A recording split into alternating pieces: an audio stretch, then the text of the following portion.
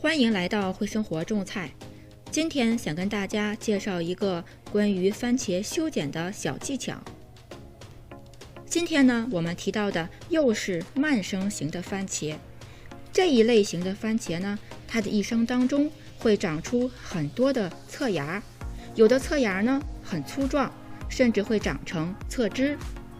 在几天之前的视频中，我跟大家详细的介绍了关于番茄整枝的方法。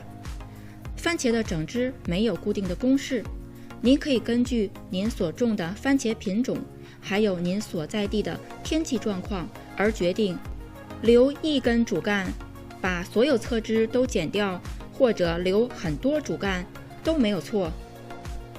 对于我来说，我是把番茄距离底部30-40公分这个粗壮的侧枝留下，形成2个主干。再往上面生长，我会根据番茄生长所需要的空间，以及番茄的大小品种，以及我这里的未来天气状况而决定如何修剪，留多少主干。现在夏天来了，到了番茄生长最旺盛的时期，每天番茄都在不停地长高、长大、长粗。我每隔几天都要去检查一下，看看有没有多余的侧芽，及时把它们剪掉。像这个侧芽就是漏网之鱼，早就应该把它剪掉了。现在它已经长得这么粗了，那么问题来了，我们到底应该如何修剪掉这个侧芽呢？番茄其实是非常好种植的一种蔬菜，但是呢，同时它也特别容易感染霉菌。在我们每次进行番茄修剪的时候，留下的伤口越大越多，那么番茄受到病虫害侵袭的几率也就越大。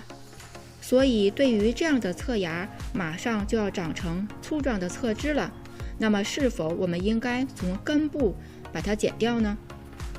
那么我的修剪方法呢，就是千万不要从根部剪掉，而是把它的生长点掐掉就可以了。